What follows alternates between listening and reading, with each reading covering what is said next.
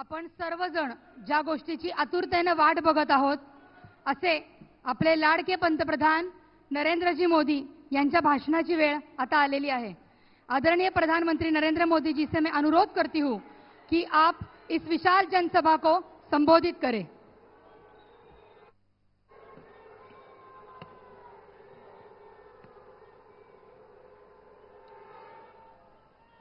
भारत माता की, भारत माता की, भारत माता की।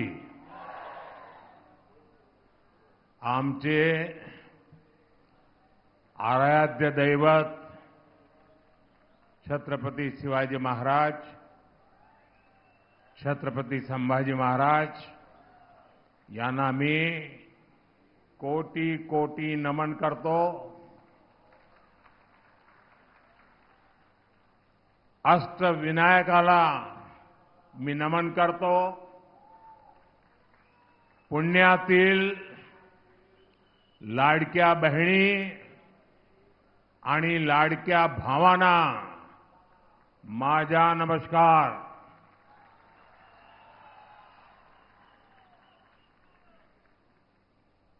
मैं देख रहा हूं वहां कोई सज्जन हमारी मां की बहुत बढ़िया चित्र बना करके लाए हैं।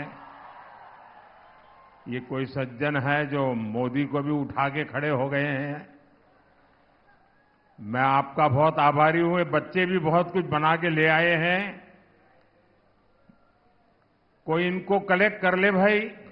जो लाए हैं पीछे अपना नाम पता लिख दे ताकि मैं आपको चिट्ठी भेजूंगा। आपका ये प्यार मेरे लिए बहुत बड़ी पूंजी है।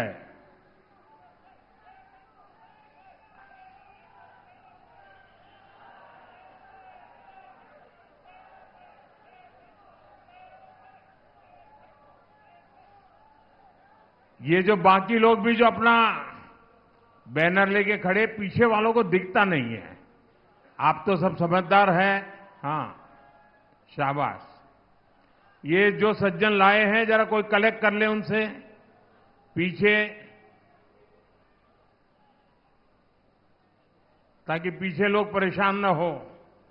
आप अपना आता पता लिख देना, मैं जरूर आपको चिट्ठी भेजूंगा।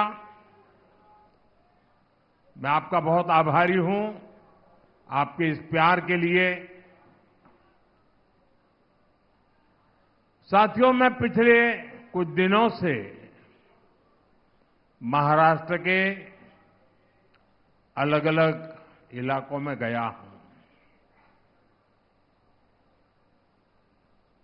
और मैं विश्वास से कह सकता हूं कि ऐसा भरपूर जन समर्थन पूरे महाराष्ट्र में और आज पुणे का ये प्यार, ये स्नेह,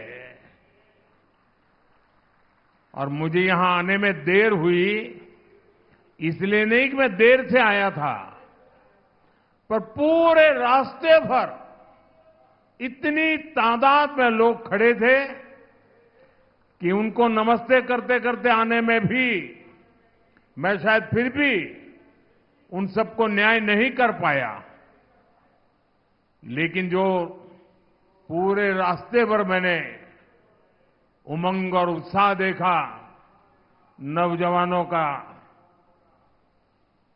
समर्थन देखा, साथियों ये बता रहा है महाराष्ट्र में फिर एक बार महायुति सरकार, महाराष्ट्र में फिर एक बार,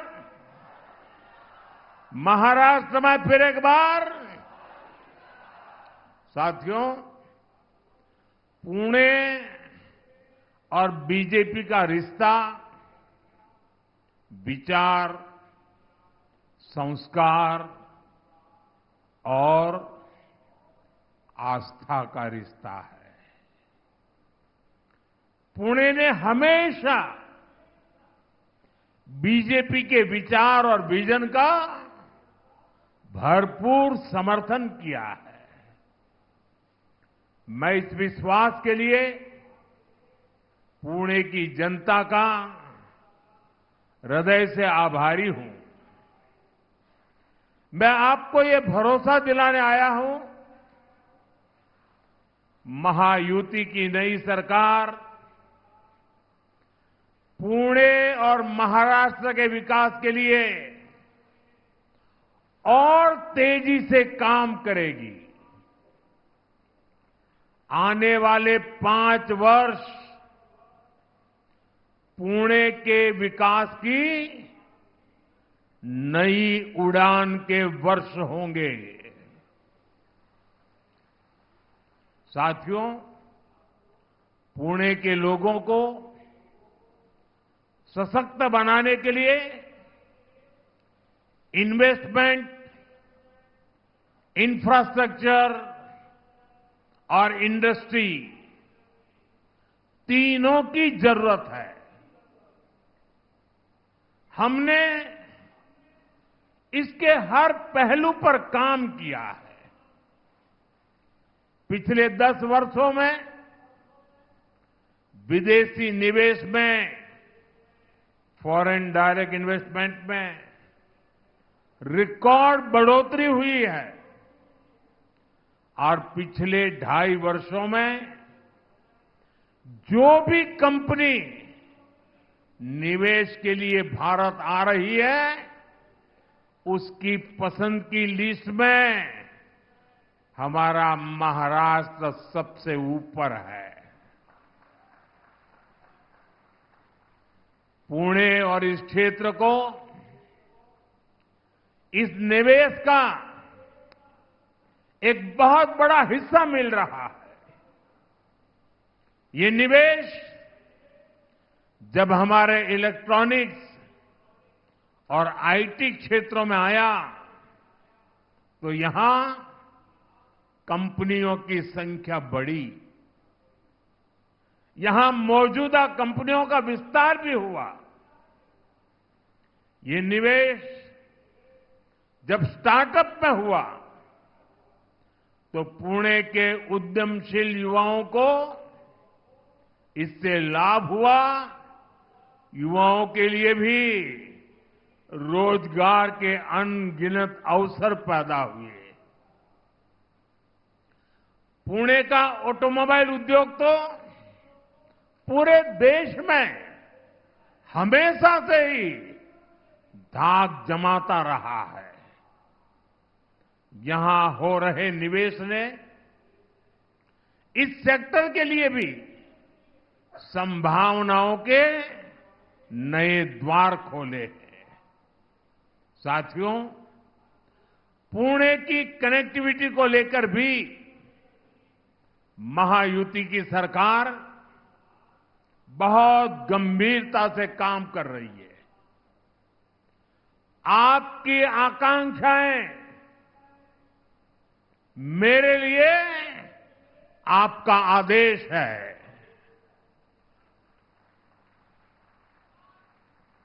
आपके सपने मेरे लिए दिन रात काम करने की प्रेरणा है। आपकी आवश्यकताएं मेरी सरकार की योजनाओं का आधार है। आपका जीवन आसान हो, ये मेरी प्राथमिकता है। ये महायुति की प्राथमिकता है। इसलिए आज पुणे में मेट्रो रेल सेवा का लगातार विस्तार हो रहा है। डिस्ट्रिक्ट कोर्ट से स्वारगेट सेक्शन रूट पर मेट्रो चलनी शुरू हो गई है। स्वारगेट कात्रज सेक्शन रूट पर तेजी से काम हो रहा है। ट्रैफिक की गति बढ़ाकर नई संभावनाओं को नई उड़ान देना, ये हमारा संकल्प है। इसके लिए इंट्रासिटी और इंटरसिटी दोनों नेटवर्क पर काम हो रहा है। पुणे की ईस्ट और वेस्ट आउटर रिंग रोड पर भी 40,000 करोड़ रुपए से ज्यादा खर्च किए जा रहे हैं। खोपोली खंडाला मिसिंग लिंक के लिए 6,500 करोड़ रुपए से ज्यादा खर्च किए जाएंगे। पुणे आउटर रिंग रोड पर भी 10,500 करोड़ रुपए खर्च किए जा रहे हैं। हम पुणे को 21वीं सदी के वेल कनेक्टेड सिटी बनाने की ओर आगे बढ़ रहे हैं। साथियों, आज कार्तिक एकादशी है, पंढरपुर में यात्रा है, तो पालकी मार्ग की चर्चा भी स्वाभाविक हो जाती है। जगतगुरु तुकाराम महाराज पालकी मार्ग और संत ज्ञानेश्वर महाराज पालकी मार्ग, इसका काम तेजी से आगे बढ़ रहा है। इन मार्गों को तैयार करने में 11,000 करोड़ रुपए खर्च किए जा रहे हैं। आमच्या वारकऱ्यासाठी ही आमची समर्पित सेवा है।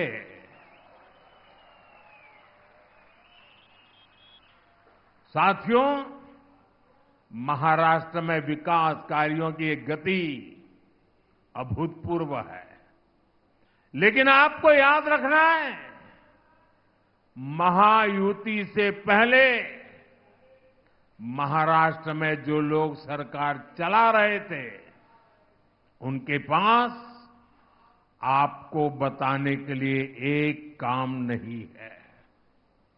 अघाड़ी के 2.5 साल तो हमारे प्रोजेक्ट पर रोक लगाने में ही बीत गए। यही कांग्रेस और उसके साथियों का कल्चर है। इसलिए महाराष्ट्र भी जान गया है, विकास का केवल एक ही विकल्प है, महायुति की सरकार। भाजपा महायुती आहे तर गती आहे, महाराष्ट्राची प्रगती आहे।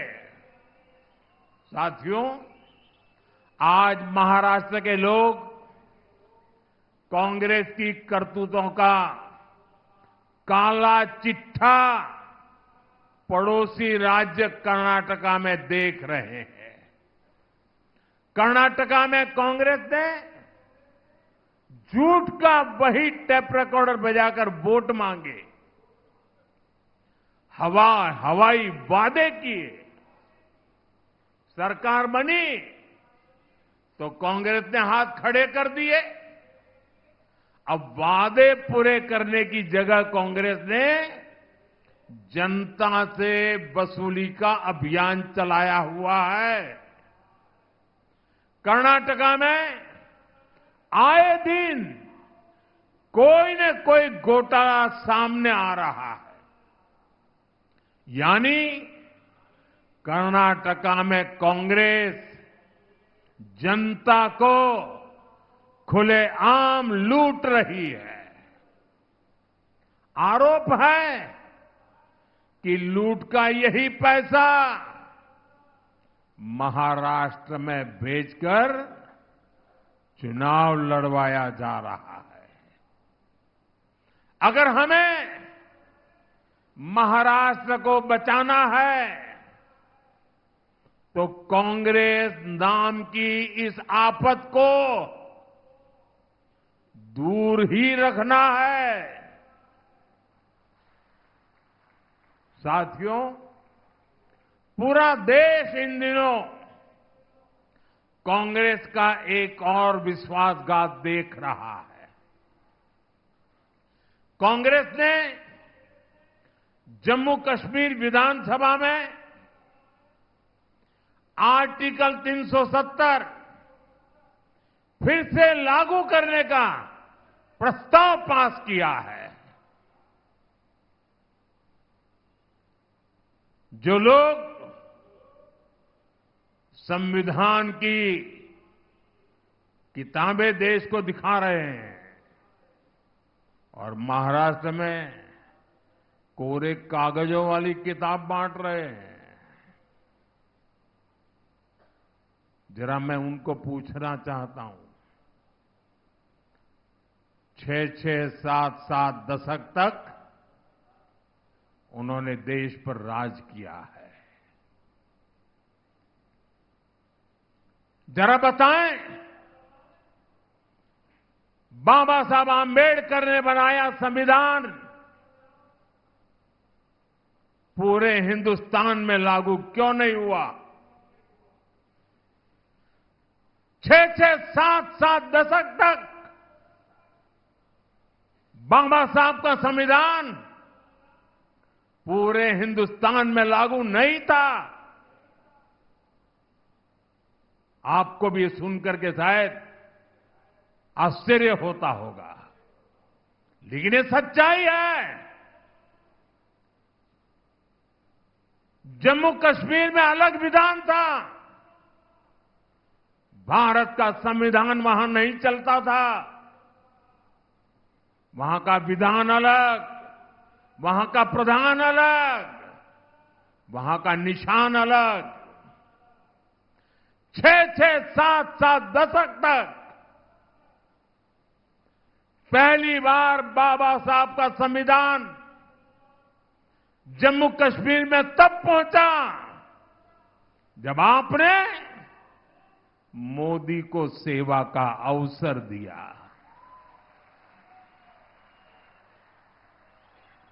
इन्होंने 370 की ऐसी दीवार खड़ी कर दी थी कि भारत का संविधान वहां घुस नहीं सकता था। आपके आशीर्वाद से 140 करोड़ देशवासियों की प्रबल इच्छा शक्ति से आपके इस सेवक मोदी ने 370 को जमीन में गाड़ दिया है।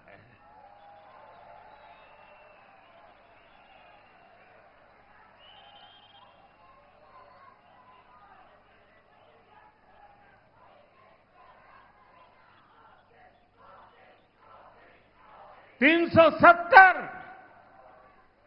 जिसने कश्मीर को भारत से काटने का काम किया, 370 जिसने कश्मीर में आतंकवाद और अलगाववाद को हवा दी, 370 जिसने कश्मीर में भारत का संविधान लागू नहीं होने दिया, बीजेपी ने उसे खत्म करके कश्मीर में तिरंगा फहराया है। हमने कश्मीर में शांति बहाल की, अलगाववादियों के मंसूबों को नाकाम किया। जिस लाल चौक में कभी हिंदुस्तान के तिरंगों को जूते के नीचे रौंदा जाता था, आज शान से लाल चौक में तिरंगा झंडा फहरता है। इस बार दिवाली में लोगों ने देखा है, कश्मीर के लाल चौक में दिए जगमगा रहे थे, हजारों दिए जगमगा रहे थे और लोग बड़ी शान से दीपावली का त्योहार मना रहे थे। लेकिन कांग्रेस और उसके सभी चट्टे बट्टे साथी फिर से जम्मू कश्मीर में 370 लागू करने के लिए विधानसभा में प्रस्ताव पास कर रही है। मैं पुणे के मेरे देशभक्त भाई बहन, मैं आपसे पूछता हूं, और मैं आशा करता हूं कि आप पूरी ताकत से जवाब देंगे। कश्मीर में फिर से 370 लागू करना, ये किसकी मांग है? किसकी मांग है? ये किसकी बात है? साथियों, पिछले 70 साल से ये भाषा सिर्फ और सिर्फ पाकिस्तान बोलता रहा है, और आज जो भाषा पाकिस्तान बोलता था वो भाषा कांग्रेस बोल रही है, उसके चट्टे बट्टे बोल रहे हैं। साथियों, शाम का समय है, पुणे की नगरी है। देशवासियों को 370 का हमारा जो निर्णय है, जिसको उलटने का कांग्रेस खेल खेल रही है, उनको दिया दिखाना जरूरी है। आप अपना मोबाइल फोन निकालिए और अपने मोबाइल फोन से फ्लैश लाइट चलाइए जरा, मंच वाले भी जलाएं। देख लें देश के लोग, ये 370 हटाने का समर्थन है। देश अब कश्मीर को दूर रखने के लिए तैयार नहीं है।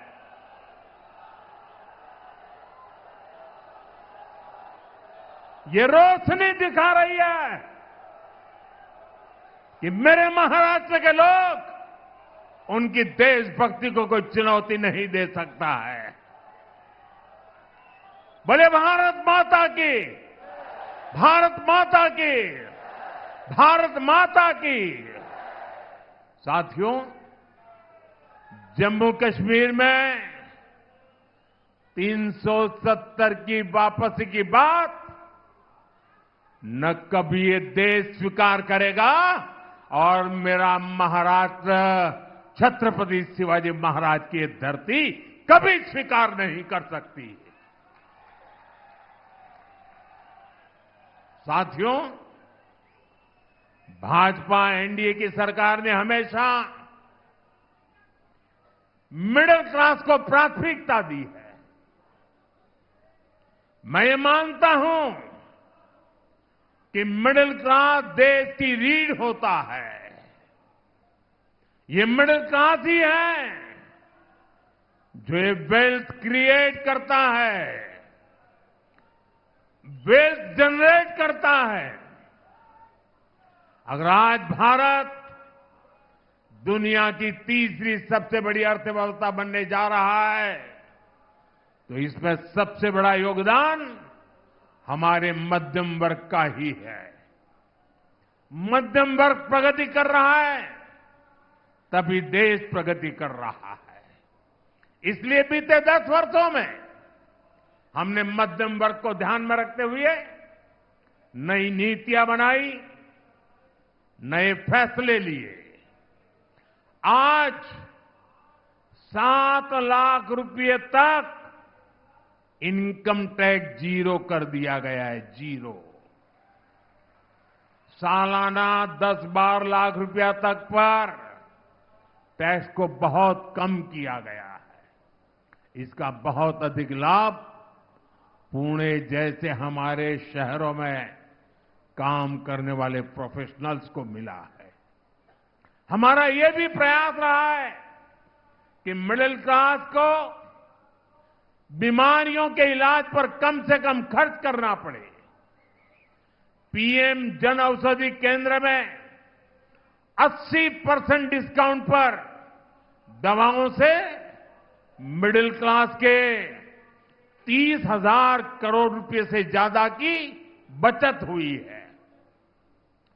हार्ट के स्टेंट्स, नी इम्प्लांट्स, इनको सस्ता करना, इस फैसले से मेरे मिडिल क्लास के भाई बहनों को फायदा हुआ है। इससे लोगों के 85,000 करोड़ रुपए से ज्यादा बचत हुई है। और अब हमने आयुष्मान योजना के भी मिडिल क्लास के बुजुर्गों को भी कवर कर लिया है। इसका बहुत बड़ा फायदा पुणे जैसे शहरों में रहने वाले 70 वर्ष की आयु से ऊपर के सीनियर सिटीजन्स को होगा।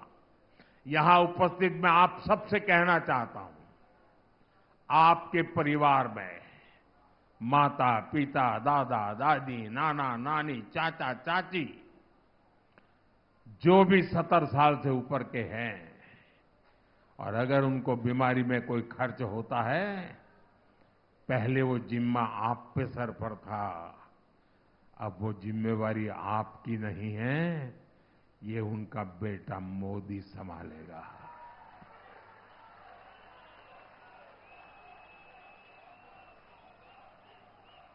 आयुष्मान वय वंदना कार्ड से अब उन्हें 5 लाख रुपए तक का मुफ्त इलाज मिलेगा। लोकसभा चुनाव के दौरान मैंने एक गारंटी आपको दी थी और अब मोदी ने अपनी गारंटी पूरी करके दिखाई है। साथियों, हमारी सरकार गरीबों को तो पक्के घर बनाकर दे रही है, मिडिल क्लास के घरों के लिए भी सब्सिडी दे रही है। हमने रेरा जैसा कानून बनाकर मिडिल क्लास के सपनों के घरों को सुरक्षित किया है। साथियों, मिडिल क्लास का एक प्रमुख खर्च बच्चों की एजुकेशन पर होता है।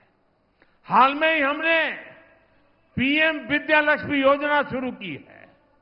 इस स्कीम के तहत जो भी युवा हायर एजुकेशन में एडमिशन लेना चाहता है, बेटा हो या बेटी, बिना गारंटी के अब आपको कुछ भी गिरवी नहीं रखना पड़ेगा। आपकी सबसे बड़ी गारंटी आपका सेवक मोदी है। 10 लाख रुपए तक का लोन बिना गारंटी आपके बच्चों की पढ़ाई के लिए, और ये लोन बहुत सस्ता होगा, इसमें ब्याज पर भी छूट होगी। मिडिल क्लास परिवार बच्चों को मेडिकल की पढ़ाई के लिए बाहर भेजने में बहुत खर्च करते हैं। बीते 10 साल में मेडिकल लाइन में हमने 1 लाख नई सीटें जोड़ी है। अब हमने तय किया है कि आने वाले 5 सालों में मेडिकल की 75,000 नई सीटें और जोड़ी जाएगी। इससे भी मिडिल क्लास के बच्चों का बहुत पैसा बचेगा, उन्हें पढ़ने के लिए बाहर नहीं जाना पड़ेगा। साथियों, पुणे, ये मेरा पुणे तो स्टार्टअप का हब है। हाल में हमने स्टार्टअप को बढ़ावा देने के लिए बहुत सारे कदम उठाए। हमने स्पेस स्टार्टअप के लिए 1,000 करोड़ रुपए का स्पेशल फंड बनाने का निर्णय लिया है। जो युवा साथी रिसर्च में जाना चाहते हैं, उनके लिए भी एक बहुत बड़ा रिसर्च फंड हमने बनाया है। नौजवानों को नौकरियां मिले, इसके लिए हमने विशेष पीएम पैकेज घोषित किया है। इसके तहत बड़ी बड़ी कंपनियों में इंटर्नशिप की योजना शुरू भी हो चुकी है। कंपनियों में पहली जॉब पर प्रोत्साहन देने का काम भी हमारी सरकार कर रही है। साथियों, पुणे महाराष्ट्र की सांस्कृतिक राजधानी है। महायुति की सरकार ने महाराष्ट्र की संस्कृति के संरक्षण और प्रसार के लिए कई महत्वपूर्ण कदम उठाए हैं। महाराष्ट्र के लोग दशकों से मराठी को अभिजात भाषा का दर्जा देने की मांग कर रहे थे, और मैं मानता हूं, अगर पूरे हिंदुस्तान में मराठी भाषा के अभिजात दर्जे से पुणे को जितनी खुशी हुई होगी ना, शायद किसी और को नहीं होगी।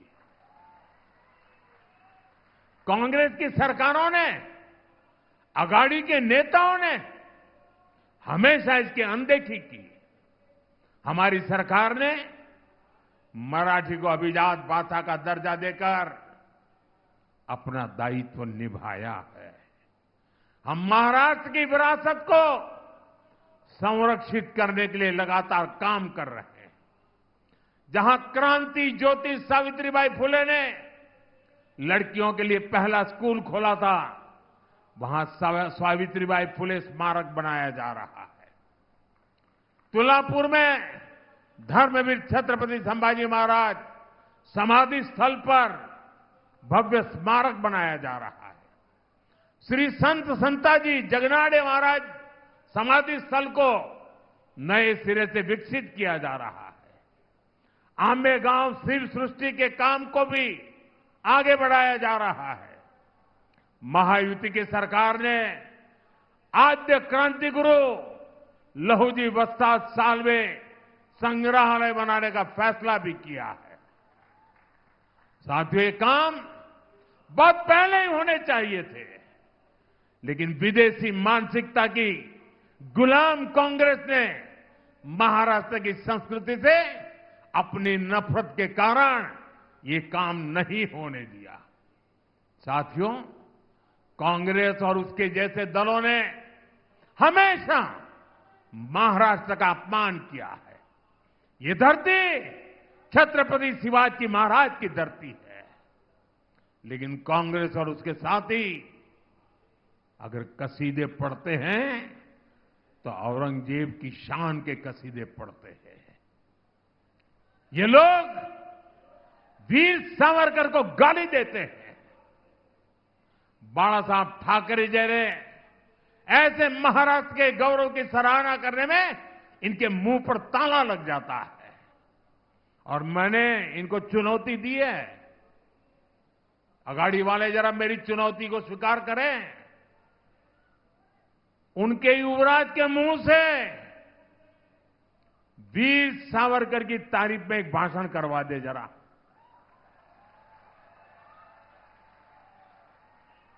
मैं अघाड़ी के साथियों को कहता हूं, अगर उनमें दम हो तो उनके युवराज के मुंह से बाला साहब ठाकरे की जरा तारीफ करवा करके सुनाए महाराष्ट्र को।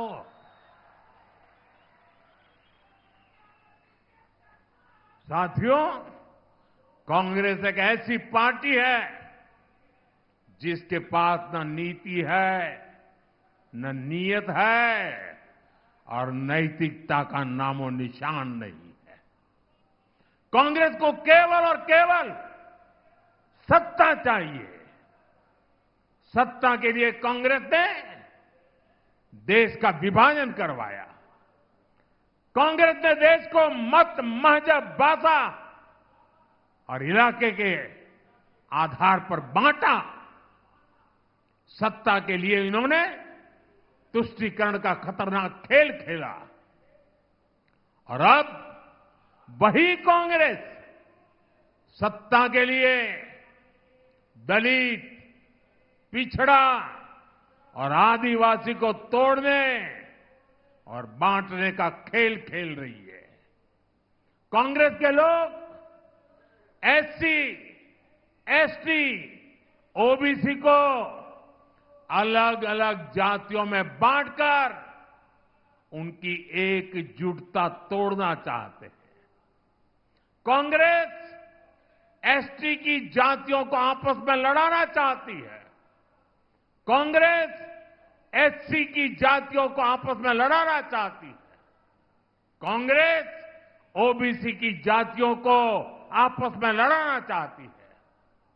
अलग अलग जातियों को आपस में लड़ाकर कांग्रेस पहले उन्हें कमजोर करेगी और बाद में उनका आरक्षण छीन लेगी। इसलिए आप सभी को बहुत सावधान रहना है। हमें याद रखना है, हम एक रहेंगे तो सेफ रहेंगे, हम एक रहेंगे तो हम एक रहेंगे तो हम एक रहेंगे तो साथियों, ये चुनाव महाराष्ट्र के साथ साथ पूरे देश को दिशा देने का चुनाव है। अभी हाल ही में हरियाणा ने विकसित भारत के सपने पर मुहर लगाई है। अब भारत विरोधी ताकतों को पूरी तरह से मिटाने की जिम्मेदारी मेरे महाराष्ट्र की है, मेरे पुणे की है। और इसलिए मेरा आग्रह है, 20 नवंबर को महायुति के सभी उम्मीदवारों के लिए भारी संख्या में मतदान करें। आपका एक एक वोट महाराष्ट्र के बेहतर भविष्य की गारंटी बनेगा। आप इतनी बड़ी तादाद में आए, हम सबको आशीर्वाद दिए। मैं आप सबका हृदय से बहुत बहुत आभार व्यक्त करता हूं। मेरे साथ दोनों हाथ ऊपर करके पूरी ताकत से बोलिए, भारत माता की। आवाज उन लोगों तक जानी चाहिए जिनकी डोरे 370 पर बैठे पड़े हैं। भारत माता की, भारत माता की, भारत माता की। बहुत बहुत धन्यवाद।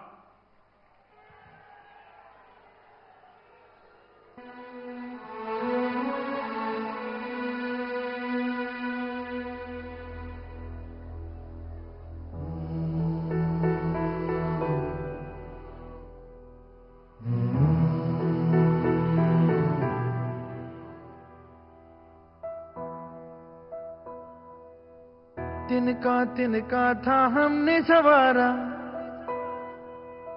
अपनी वो माटी और घर बारा।